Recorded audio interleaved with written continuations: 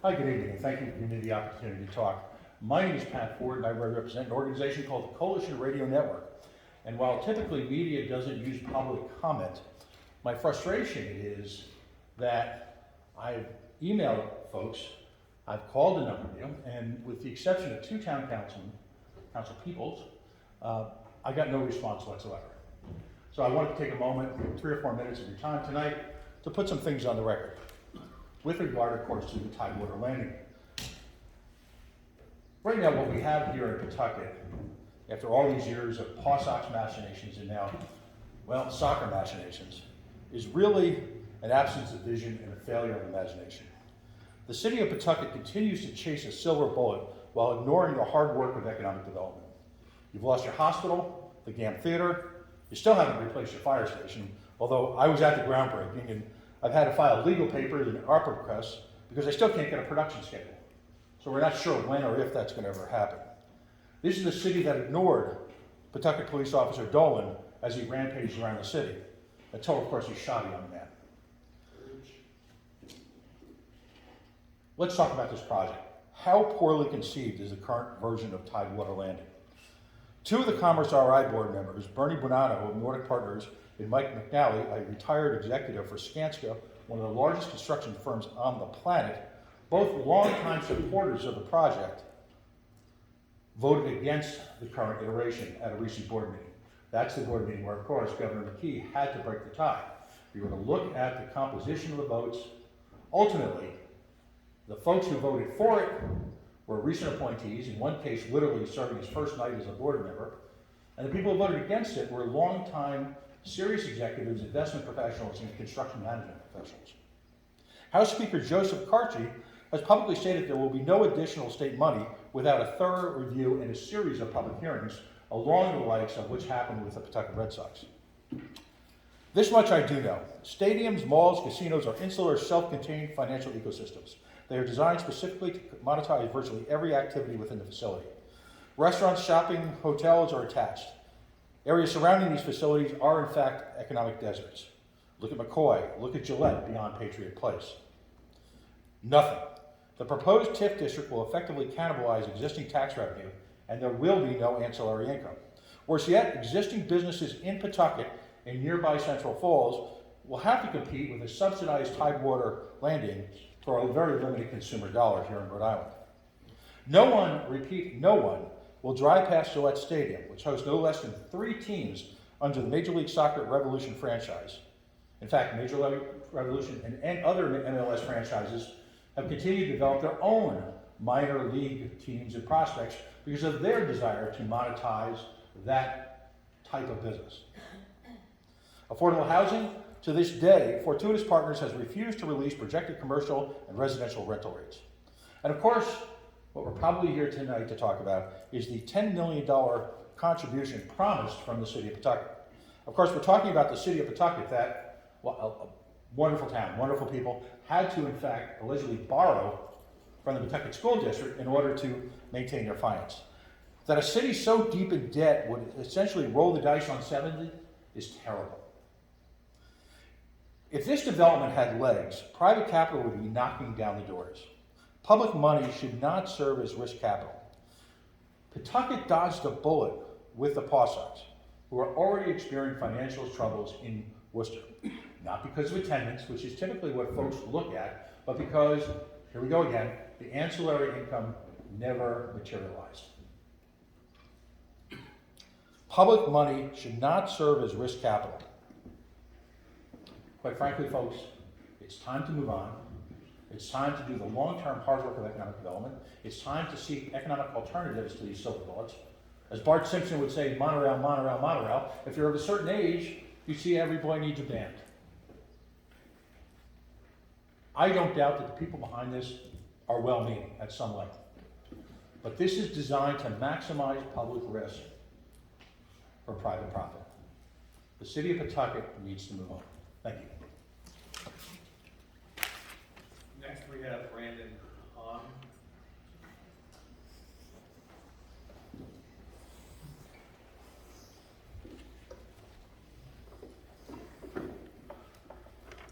Good evening, good evening, good evening. Everybody everybody in this room, I got a question for y'all. Who in the city of Pawtucket wants change? Raise their hand, please. Who wants change? Better revitalization in the city of Pawtucket. Stop losing what we don't need to lose and stop funding shit we don't need to fund. Excuse my terminology there. We don't need a soccer stadium. It's bad enough we lost Memorial Hospital. It's bad enough we lost McCoy Stadium. And at the same time, we get approved for funding. At the time, it was $7 million for a soccer stadium that we don't want and need in the city of Pawtucket. I don't think there's a single resident in the city of Pawtucket that wants a soccer stadium. I personally am thinking about getting a rally going to block the entry of any oncoming traffic at that construction site to stop any further production. We do not need the $7 million plus now soccer stadium because it's no longer $7 million. It keeps going up and up and up. How much more BS do we need under the administration of Don Grebien? Sorry to say it like that. Because the fact of the matter is, we've been destroyed. This city has been destroyed. There's nothing left to it. Look at downtown, it's dead. It's been dead my whole life, my whole childhood. There's been nothing to do in downtown Pawtucket my whole life. Now, shortly after graduating high school and whatnot, we lose McCoy Stadium. We lose a vital hospital here in the state. Not just the city of Pawtucket, but here in the state, called Memorial Hospital. And when we lost that hospital, it put a burden on Miriam Hospital, and it put a burden on Rhode Island Hospital, which then put a burden on Kent Hospital, which put a burden on the rest of the hospitals throughout the state. We need change in this city. We don't need to keep going down the crap hole that we're going down. And if you want change, vote Charlie. Vote for Constitutional Strategy 2022. And I will free. You and I, it's like we've been talking, so I got the freedom of speech and expression. No. You and I vote the my first in the Constitutional rights. I don't care what your rules. Rules don't trump my rights. Rules don't trump my rights. Rules don't trump my rights. I can speak as long as I want, sir. I'm a person, a citizen of Pawtucket.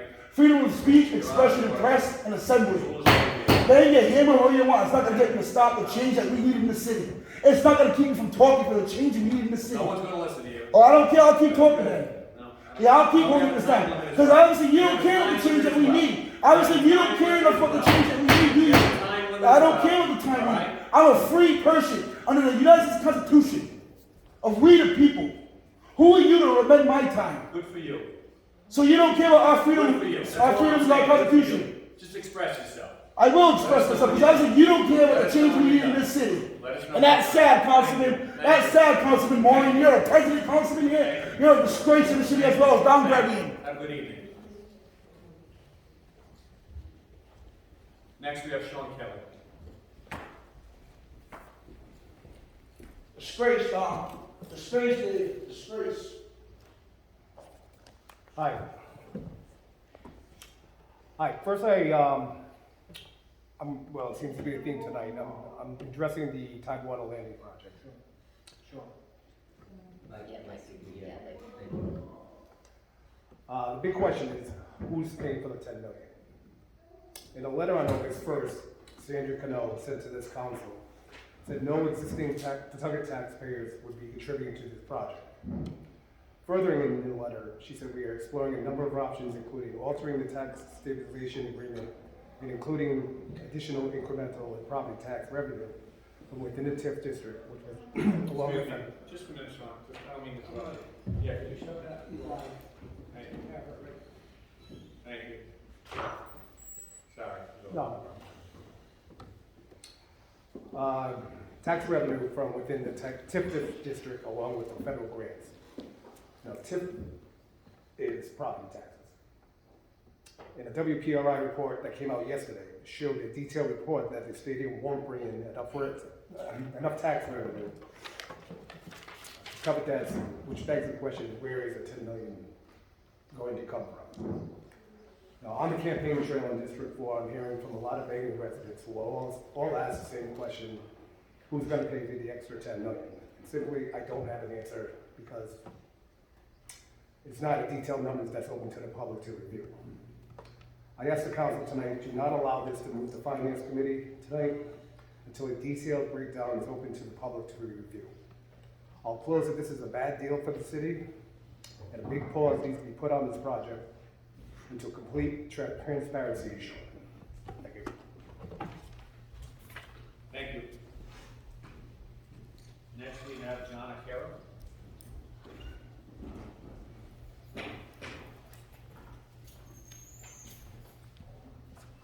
Ladies and gentlemen, another stadium deal. Went through this, what was it, 3-4 years ago? This one is now the largest private investment project in Pawtucket's history. You know, at least Larry Lucchino held a bunch of public meetings, about 10 or 11 of them. I went to all of them. As they said, the annual payments of $2 million can only be about 26% funded. That would be like me borrowing money from one of you folks. I promise I'm gonna come up with $2,000 every year. And January 1st, here's $520. Be like, what? What's wrong with you?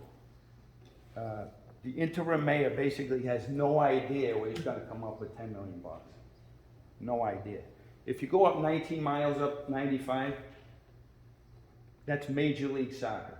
Major League, that's like Red Sox, Yankees, that's Major League stuff. They average about 18,000 fans this season after about 15 years of being there. I am a big sports fan. I'm a coach.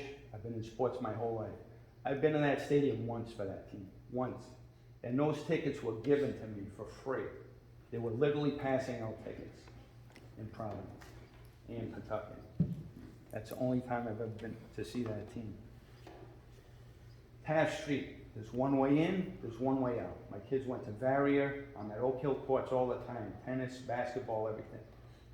That's a residential neighborhood. That's gonna create a nightmare, an absolute nightmare in and out. I mean, that's crazy.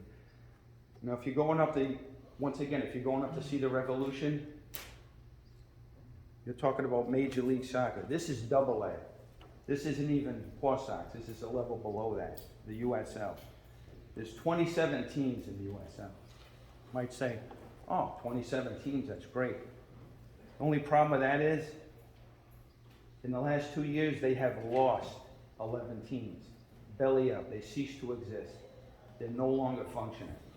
In 2 years, they've lost 11 teams. Gone. Some of those teams that are gone, Kansas City, population 508 million. Portland, population 652,000. Austin, Texas, 1 million people. Philadelphia lost a team, 1.6 million people. Population is 75,000. Now, how are we going to support a team? Fill a stadium of 10,000 folks. The USL right now, of those 27 teams, the only time in my life I've seen a 6-lane highway is in Atlanta, Georgia. I was driving down the road. 6 lanes. This was early in the morning on a Sunday. It was all empty. I said, oh, look at this, 6 lanes. That place is huge. Atlanta, they have a USL team. 6.1 million people in that metro area. The average attendance this season, 2022, season's over halfway through, 563.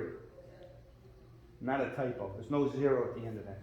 563 people on average fill that stadium.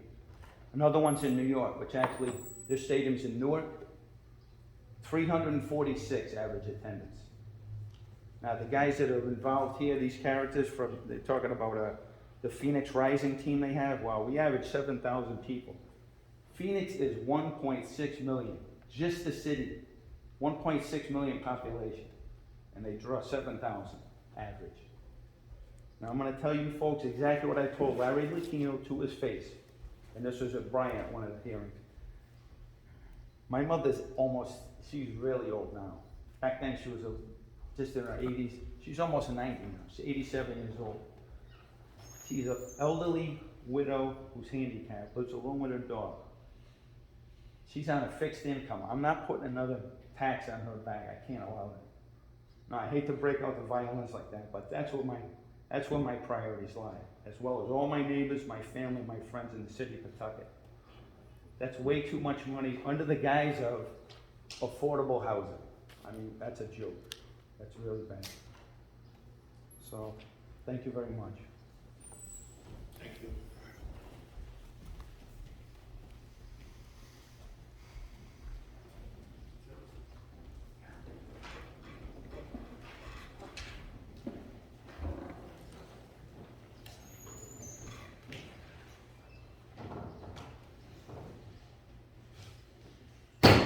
the license commissioners will come to order, clerk will call the roll.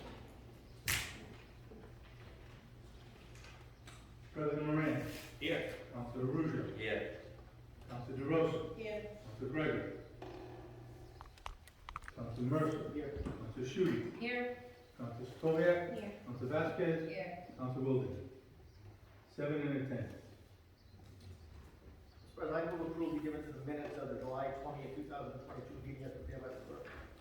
Motion made by Council Mercer, second by Council Ruzo, that we approve the previous minutes as prepared by the clerk of July 20th, 2022 meeting. Any changes? All those in favor? Aye. Opposed? Motion carries. I also move approval of items 2 and 3 to consent agenda of conditions for license, starting with entertainment, official brewing company, conducting Oktoberfest, down through page 2.